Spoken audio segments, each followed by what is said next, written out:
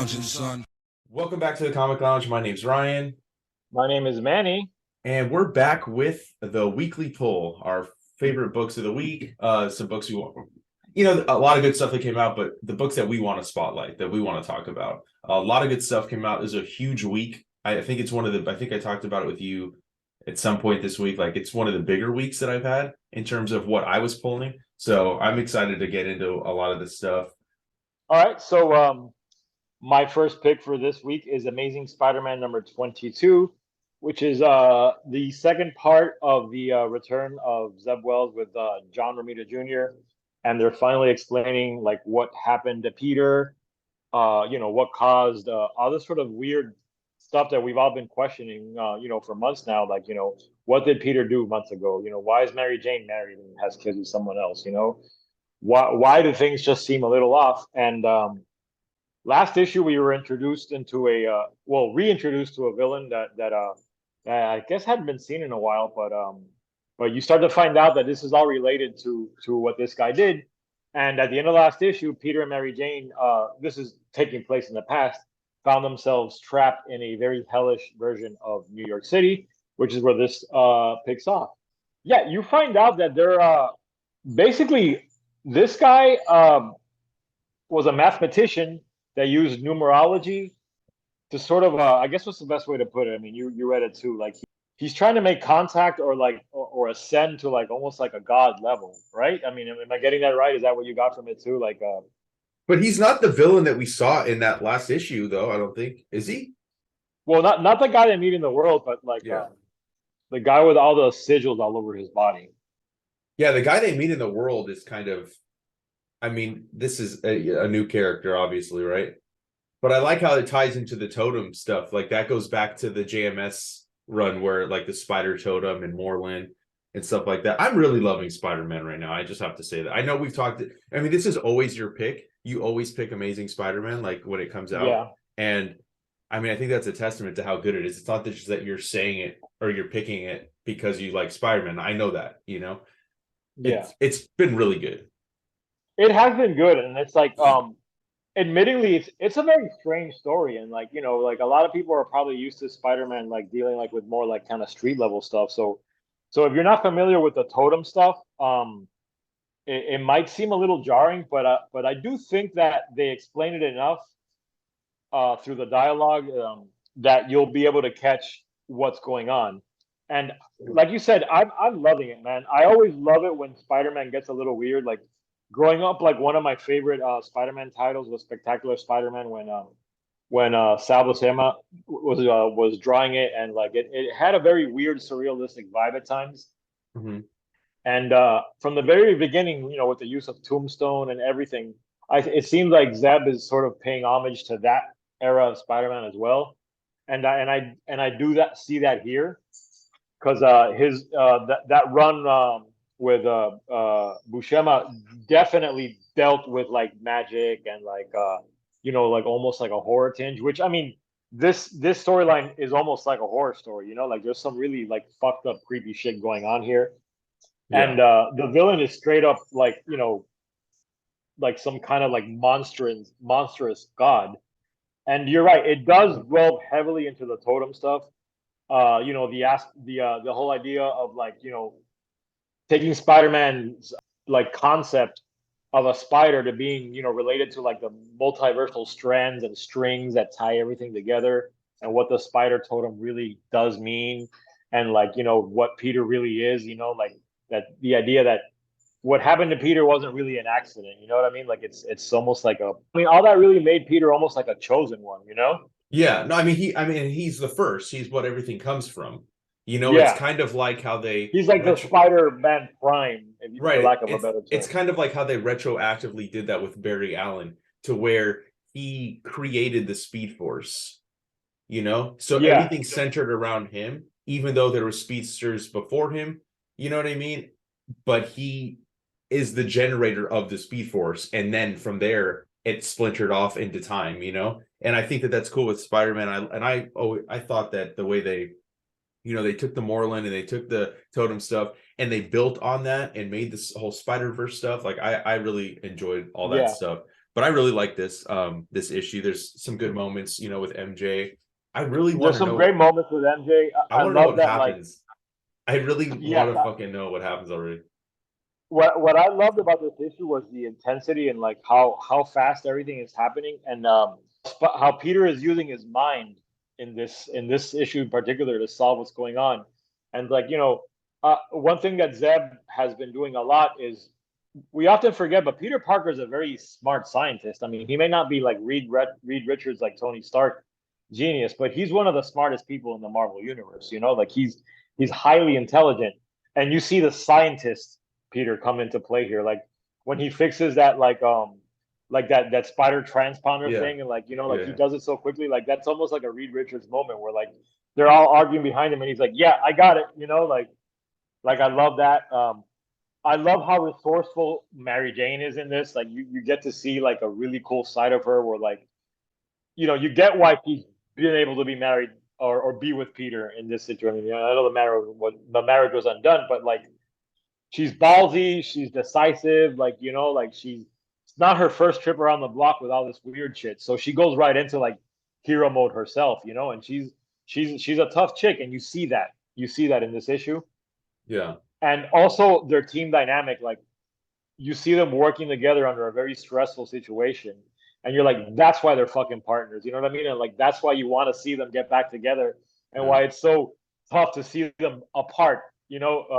Outside of what's going on in this issue, and you want to see what happened to drive these two apart, whose like love and bond is so strong that they could get transported to an alternate reality, and they're on it to try and get themselves out. Like there's no like freaking out on any other parts. They just go right into business. I Yeah, love that. It was a great, great show of their relationship. And obviously, John Romita Jr. is killing it, man. I agree. Killing it. Yeah, I mean, as much as I like Black Cat and Spider-Man together, also, I this reminds me why I like MJ, because we had that two issue story Yeah. arc with Black Cat, so I'm like, okay, I'm cool with this. And then now that we have like MJ back in the picture and it's back when they were still in the relationship, I'm like, man, this is how it should be, like, so Yeah. to kind of see that, and like even her coming to his rescue, like, no, he's not going to get you, when she like slaps that thing on him and then like cuts that god in half that they're fighting, Yes, dude. and then like they're stuck, she's like stuck and he's been transported, right? I don't know, I'm very excited to see kind of where this arc ends up. I know that they were like kind of teasing like something really huge is going to happen, I think, in issue, I feel like it's in 25. I don't know if it was the conclusion to the arc or the issue before the conclusion, but I know that they were teasing it. And there's like, and then like, I think I talked about this last time, that people were saying there's rumors like, oh, is Gwen Stacy coming back to life? And I don't think that that's the case, I but don't think that's what it is either. Like there may be a misdirect, or something like that, but I don't think so. I love some of the stuff that John Romita Jr. does. Like I love that weird dinosaur creature at the beginning that they yeah, fight. Like it's there's almost something like Kirby-esque about it. I agree. Yeah, And another thing I really loved was the coloring in some of these sequences, like these 2 pages. I really love like the sort of pastel coloring that's being done there. And let me see, the colorist here is Marcio Menez, doing great work, man. He really knows how to color John Romita's art. But it's a very action-packed, tense issue. It reads really fast and really intensely. This godlike villain is also a really cool design, man. And like he's very creepy. And we've talked about it before. Where like, if you look back at even the initial like when they conceived Spider-Man, like when Steve Ditko was drawing, there was always a creepiness about him. And so it's good to see like sort of creepy stuff going on in Spider-Man again. yeah, I And I agree. love the cover. Yeah, it's a great cover. I mean, Romita Jr. is just like, he's back. Like I said this last time too, he's back where he belongs. Yeah. He's back at To Marvel. me, he's one of the definitive Spider-Man artists at this point. I mean, he's definitive on a lot of stuff he's drawn, obviously, but like he's definitely joined the pantheon of amazing Spider-Man artists that like need to be revered, I agree. along with like I mean, your he's Todd worked in like McFarlane. almost every deck, like since the 80s, right? Like Yeah, 80s, 90s, 2000s, 2010. Like, I don't think there's a and I'll, decade since he started Marvel that he hasn't drawn Spider-Man. and his art has evolved without changing. I don't know if that makes any sense to you what I'm saying. Like it's like he's found a way to sort of like change up a little bit, but still keep what makes his Spider-Man so great, which is like tons of energy, tons of like fantastic like tech designs, which again that's the Kirby in him. Uh-huh. I don't think a lot of people, enough people really sort of talk about the influence that Kirby has on John Romita Jr., but I don't know, I see it. I mean, look, yeah, he was around. Like he was a kid, and you have to imagine, like, I haven't like heard of these stories or anything, but I have to assume that he like met all these people, and he was like he had to have been at Marvel, right? Like as a kid, like meeting Yeah, these people and like kind of like just like through osmosis, just like gaining this like these skills and stuff and watching them. I'm sure he's seen so much original art, from back in the day, because I know his dad was John Romita Sr. was the art director at Marvel for a while. So he was like overseeing all the comics, right? Like making sure it yeah, all fucking was cohesive. So yeah, definitely a great issue though. yeah, man. It's Spider-Man has been on a roll since Seb Wells took over. I know you weren't a fan of the Nick Spencer run, which I mean I liked it, but I do have to admit I'm enjoying this one more. Yeah. And this feels like quintessential classic Spidey to me, like in the characterization and the stylized and like the slightly offbeat vibe it has. I think when all is said and done, Zeb Wells and Romita Jr. together are going to be one of the classic Spider-Man teams. So definitely, if you love Spidey, you should be reading what's going on in the main title now. I agree. I'm going to talk about my pick next, which is Milestone 30th anniversary. Which, first of all, I have to say I love this cover because it's an Yes, homage to Flash 123, yes, and yeah, which goes to tell you, like, if you're looking at it, you get the new version and you get the 1993 version, which is when Milestone launched, and that's what the main story is. The main story is, so like the new stuff, right? The new current Milestone characters are on Earth 93. During this story, they go to Earth 1993, which Oh, is, that's cool. Yeah, that's and then cool. I have to say this, like, great story, great art. I think it's Evan Narcisse is the writer.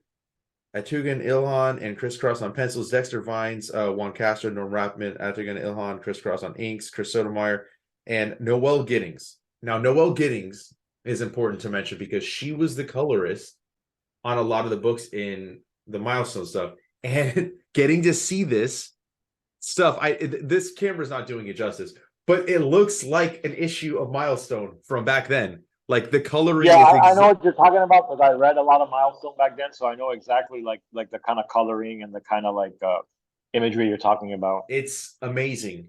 I hate to say that was my favorite part of the book, but it was. I mean, I don't hate, actually, no, I don't hate to say it's my favorite part of the book, but it's a weird thing to say, probably, that the coloring, but it just, getting to see those versions of the characters in their costumes from back then interacting with the new ones, from the current iteration, was really cool. Like, I just, really cool story. I don't want to get too much into it, other than, I think you should experience it, because like that's all I knew. I don't want to get into the details of it. It was a really good story, really cool to see the melding of the two universes, because I'm always a sucker for multiverse stories. So, and then I think it's cool that the callback is Earth 93 for the current, because that's when Milestone was created, but that there is an Earth 1993. There's something really cool about that to me. Yeah, yeah, And I like the number designation for that world too. yeah, That's it's really like what they're cool. doing with, like, I think it was Batman 89, Earth 89, but they melded them. So I forgot what the numbering is on that, because they melded Superman 77 into that too.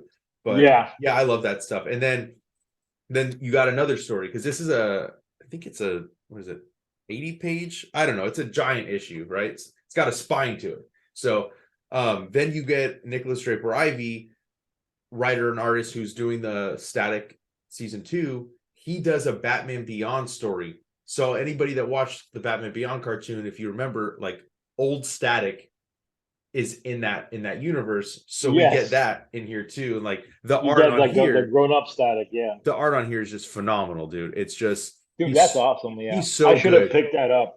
So getting to see that, like, and like just all these in here, amazing, dude. Another great story.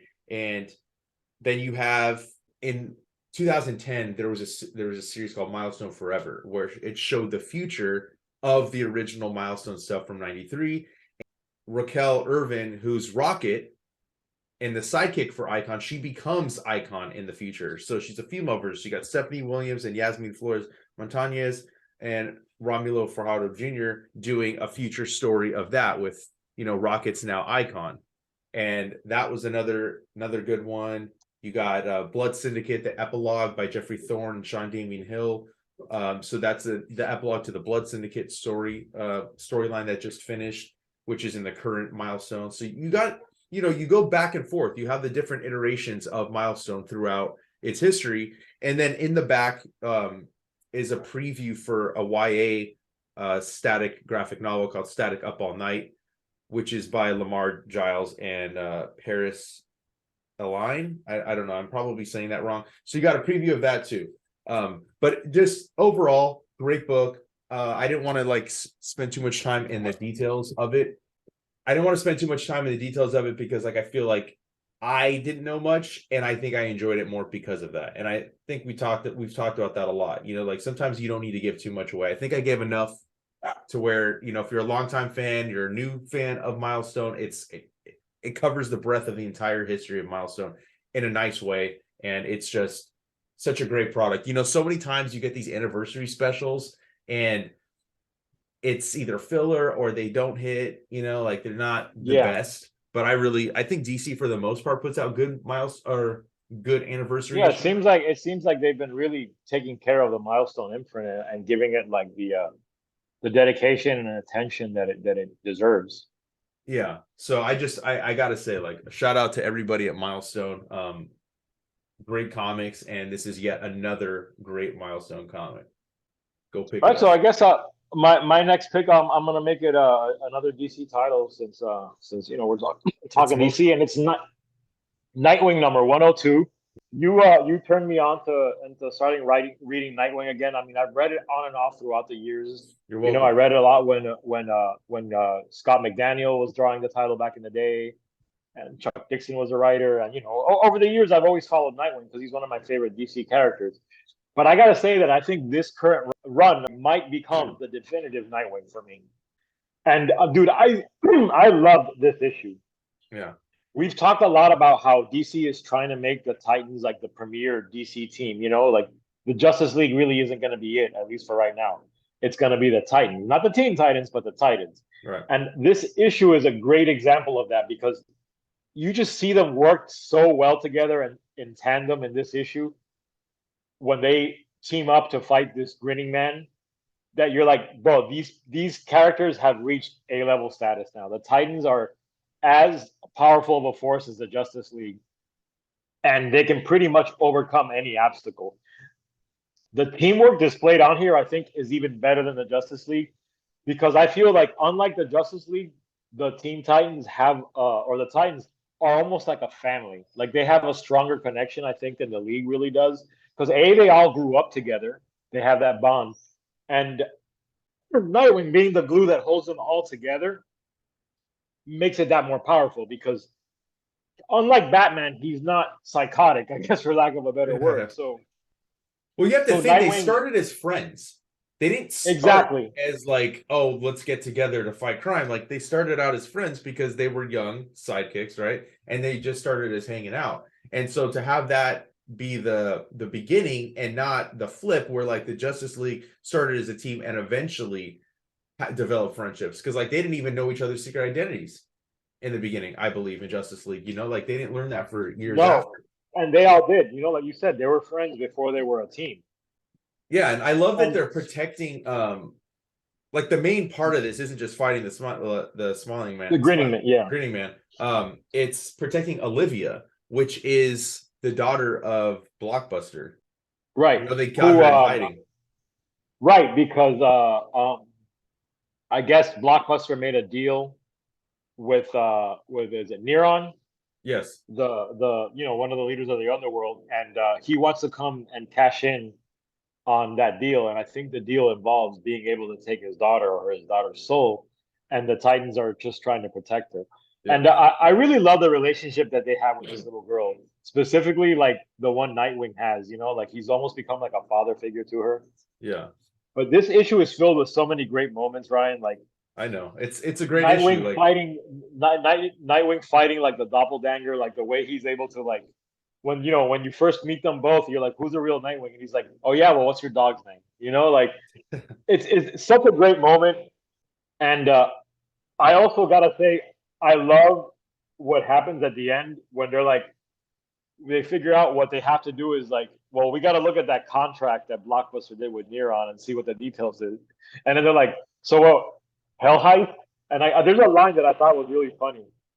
Oh, where Beast Boy's like underworld breaking and Nightwing's like, I was thinking more like Hell Heist, yeah, like those kind of moments you don't really find with the Justice League because they don't have that kind of relationship. Like they know each other so well. They're like on top of being a team, like you said, they're friends. So these are just friends, like kind of like bullshitting around to a certain extent. Like the way they interact with each other is very unique to the Titans, and it makes you realize that we've said it many times. Like Nightwing's become the heart to me of the DC universe. Like he's continuing that legacy.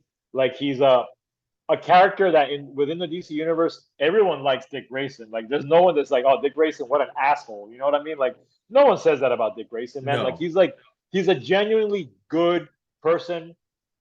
I think we said it before that unlike Batman, even though they have similar origins, Dick has overcome his trauma and is not the reason he's a hero anymore.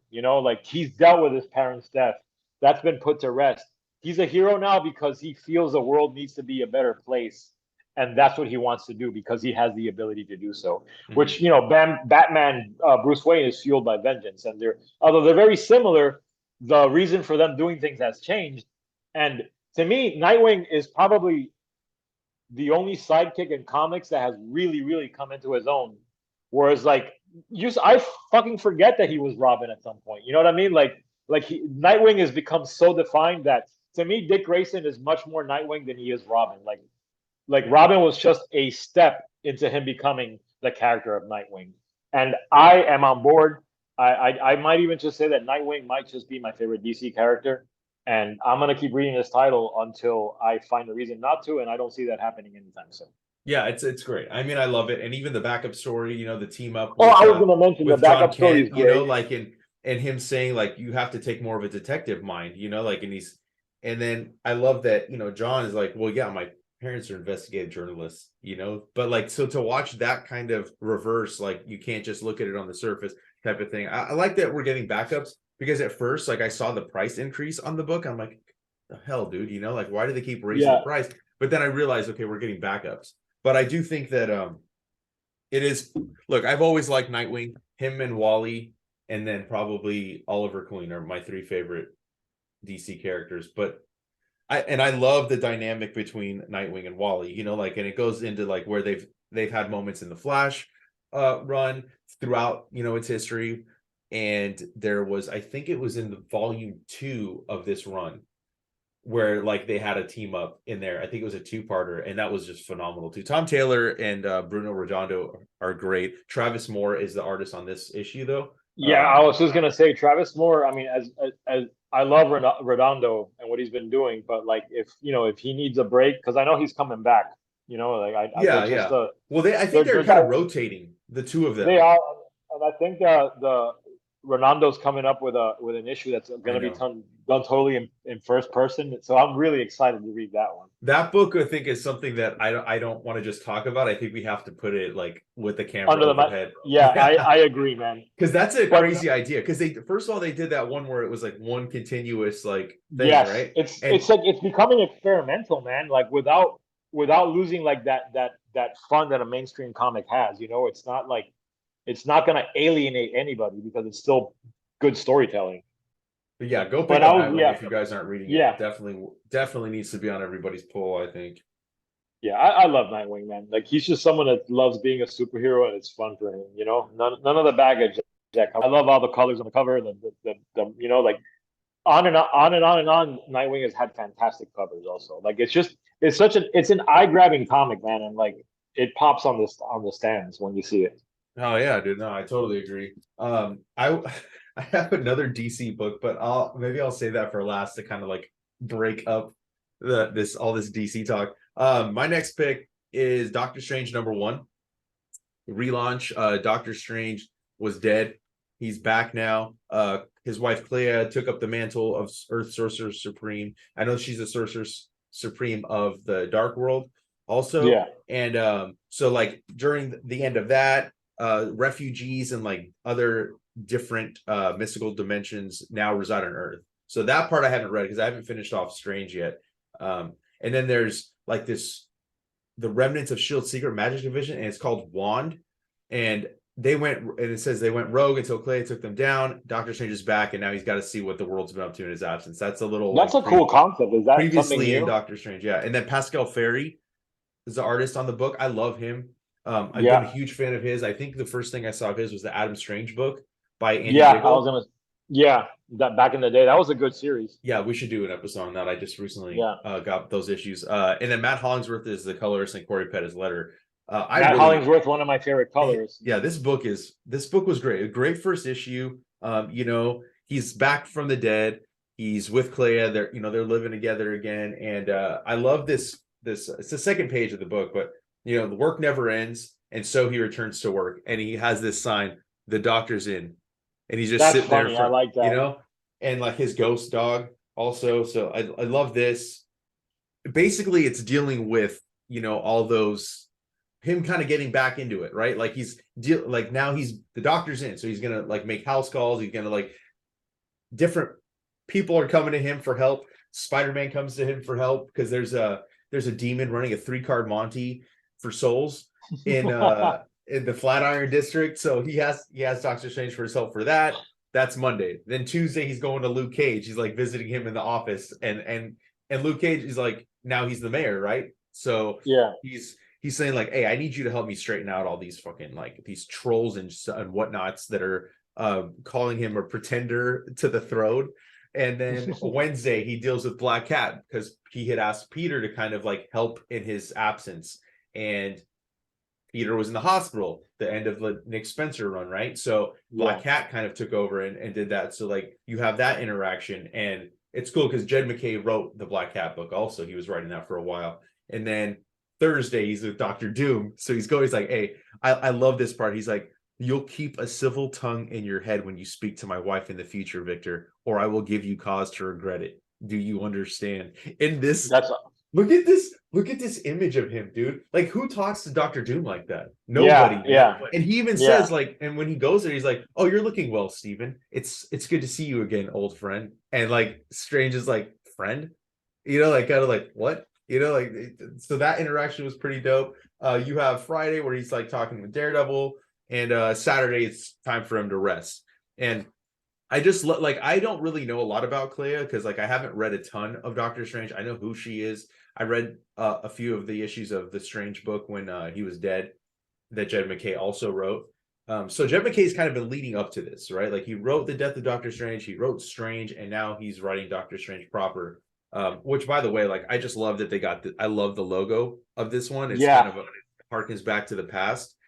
And so like there's this thing where like some of the refugees are being taken, like there's being sent to this warlord Agamon, the enslaver, which is in the purple dimension, and Strange is like, no, he's gonna take them, he's gonna protect them, but some of them already made it into this dimension, so he goes in there with Clea. Clea basically wants to kill him, and Strange is like, no, like we can't do that. And throughout, like this dude Agamon, the sorcerer, is kind of like throwing shade against Clea, like he's kind of talking shit, like he's not really giving her the respect that she deserves as the Sorcerer Supreme as well. Right. And so like she's pissed, but like they leave, and there's a little bit of bickering between him and Clea, and then at the end something happens in the purple dimension. I'm not gonna what happens because like this is just came out. I don't want to spoil it. So like that's kind of like what's gonna like take place past is like now already Clea and Steven are at odds. You have a backup where they talk about Wand, which stands for Wizardry, Alchemy, Necromancy Department. So it's within. There's only two members of this fucking thing, but Wong is one of them. So you get a cool little backstory of like this weird character. I've never heard of him. Oh, the freaky Dr. Z. So they're in like England and stuff, and they're going after him, but they actually end up recruiting him. So he now becomes the third member of the team, and the last page of that backup story shows what happened on the last page of the main story, right? And so they're gonna have to deal with that as well. And I don't know, I'm here for it, dude. I love Doctor Strange. I like the character. Super on board for this. It's I always check out a first issue, and it usually like will tell me like, do I want to wait for the trade, or am I gonna like get the single issues? This has got me kind of pulled in for the series. I'm excited to see what comes next, and the art is just Ferry is just phenomenal, dude. He does like he did Thor with Matt Fraction also. That was just crazy. So I think it's a good team. I think it's a good team, and I think that just the concept seems pretty cool overall. So if you're on the fence about it, if you're a Doctor Strange fan, you haven't been reading it, great jumping on point. It gives you everything you need, even in that previously in kind of thing, like that I already said. It gives you everything you need to know about this going forward. So go pick it up. All right. Well, my last pick is going to be Vanish number 5 from Image. It's the return of Vanish. It took a little hiatus after the 4th issue. And this one picks up pretty much right where the last issue left off, which with the hero Oliver had just killed one of his enemies in the sewers.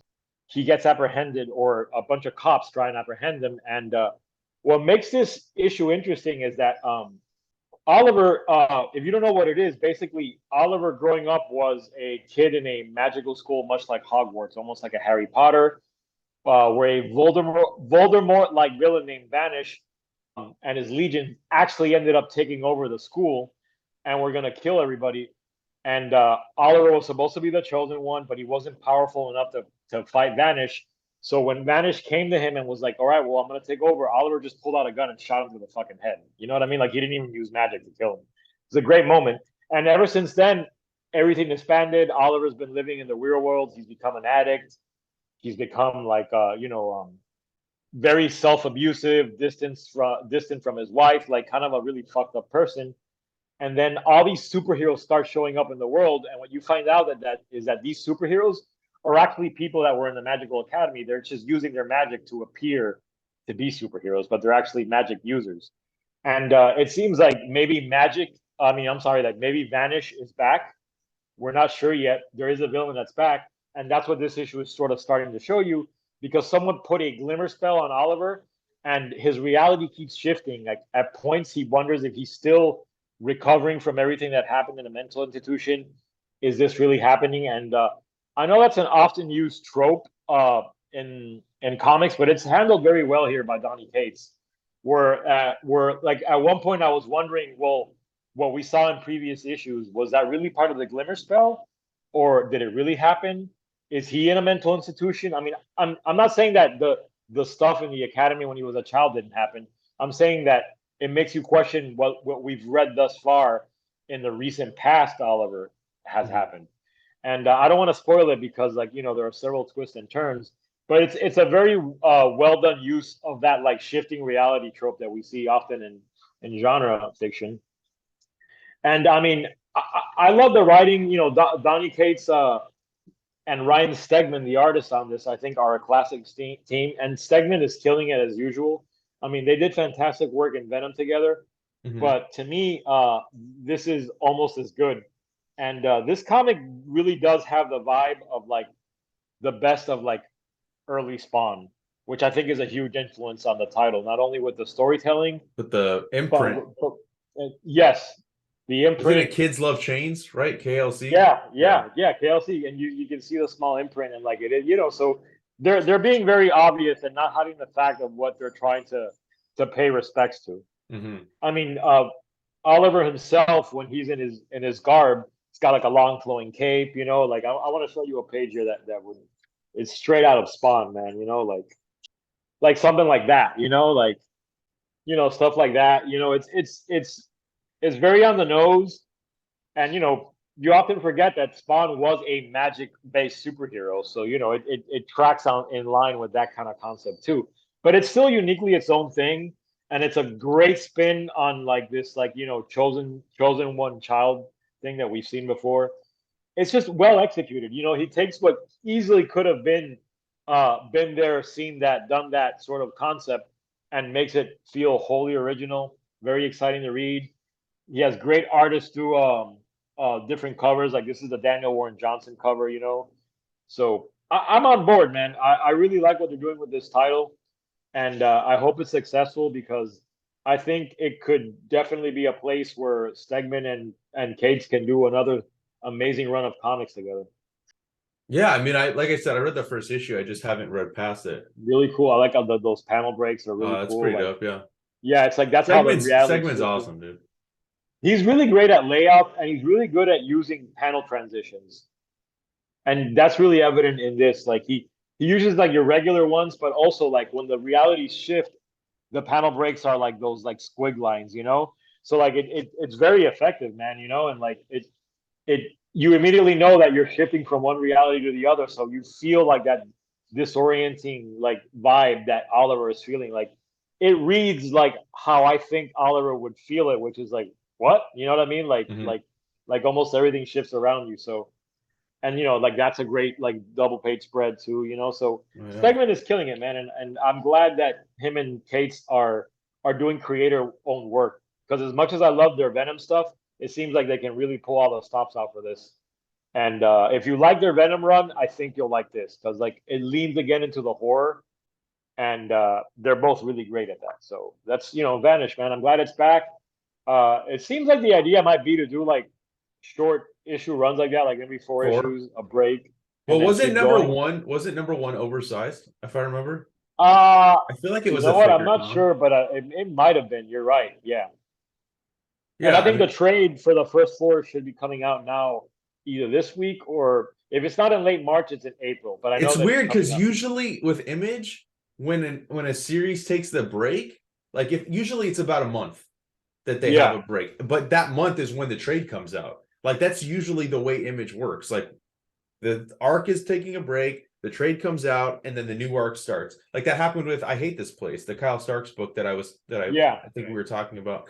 I don't know. I mean, yeah, I feel like they should have had the trade ready to come out with the new arc. I didn't know. I figured it was just like it was I thought it late. would be out sooner, Yeah, I and thought the book was late, and I figured it was going to be a 6 issue arc, like for number 5. So that's why I didn't even think to, get the. I was going to wait until the arc was done, but now that I know it's 1 through 4, maybe I'll go back and read, try and scoop those up and check them I out. think you'll like it. It's well worth it, man. It's got like some great art. It's just a fun comic that reminds me of the best of the early like Spawn stuff. I mean, that's probably the best comparison I can give it Hmm. without giving away too many details, because Vanish is a book that uses a lot of twists and a lot of like reveals, so it's hard to talk about even the concept itself without spoiling the joy of reading it, if you I get get what I it. mean. No, Like, I yeah. get it. Look, there's some stuff that you just can't. I mean, like you have to let the person experience for themselves. I think you did a Like good I job. kind of spoiled it with like that shooting of the Voldemort like character, because like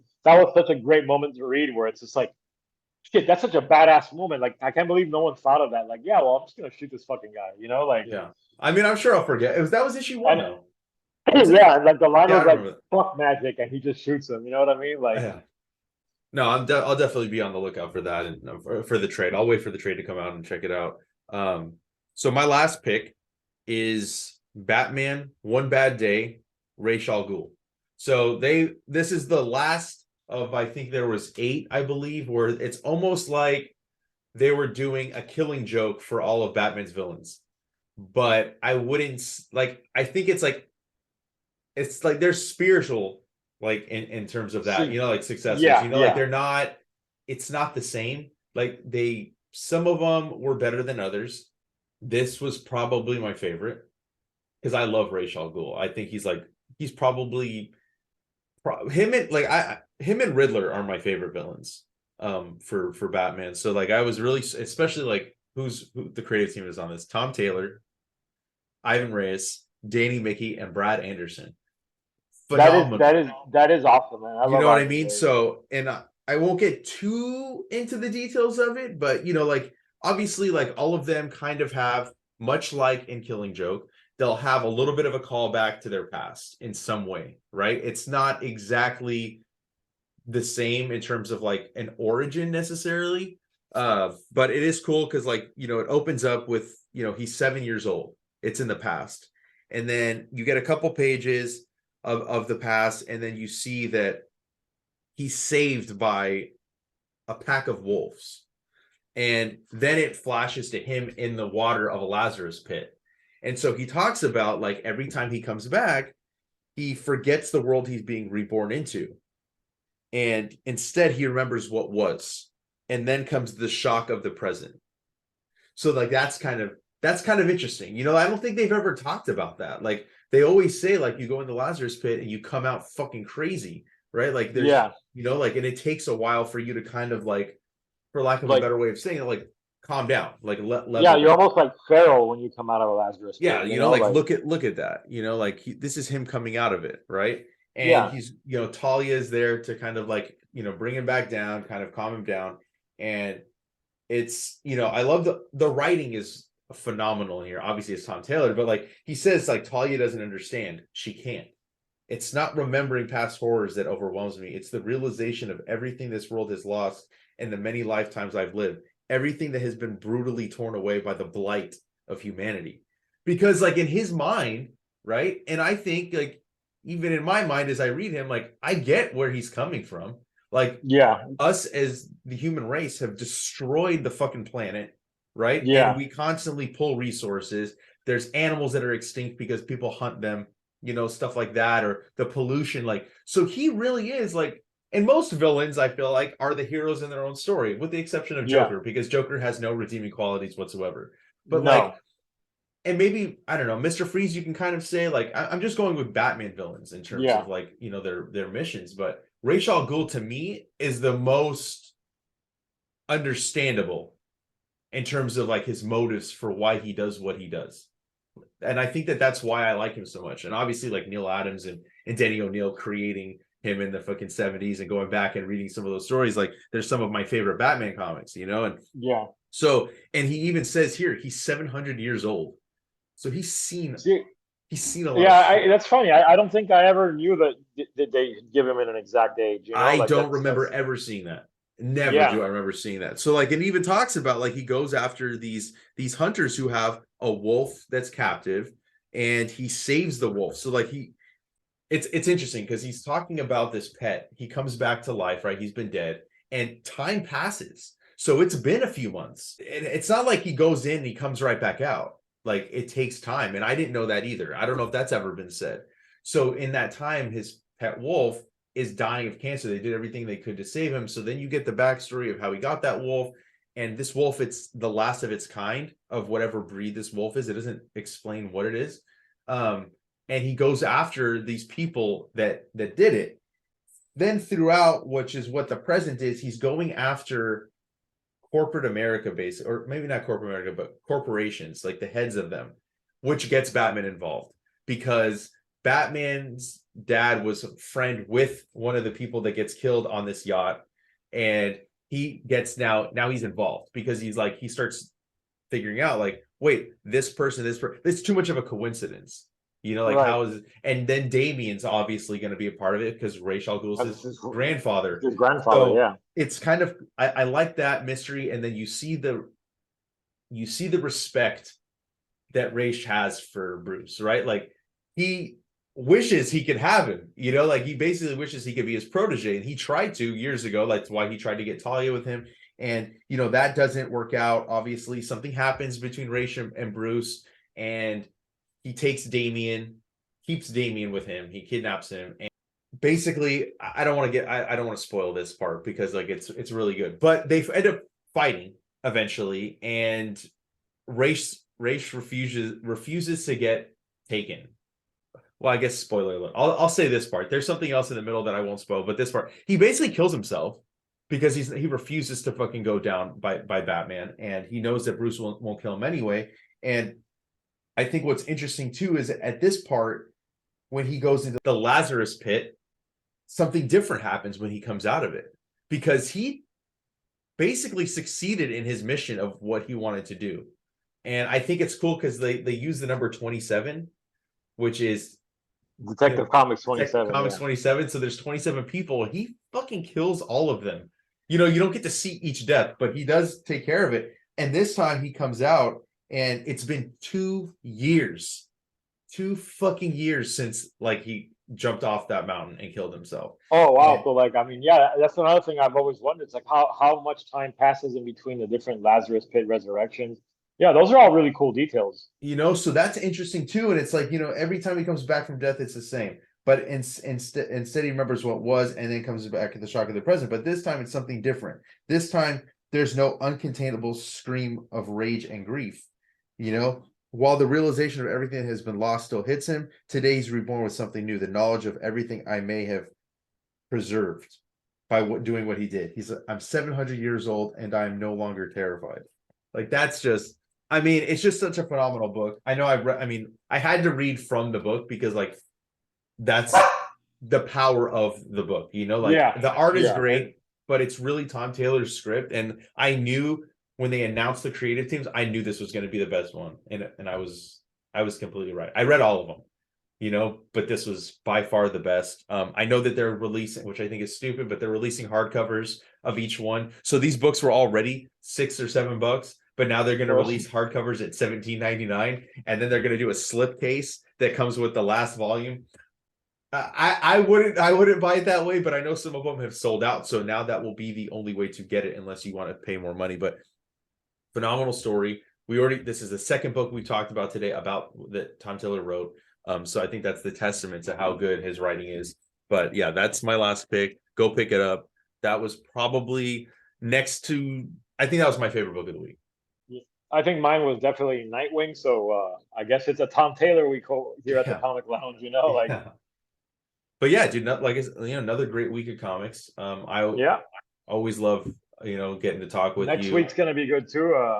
One title I'm excited about for next week is Clobbering Time, the Thing miniseries by James.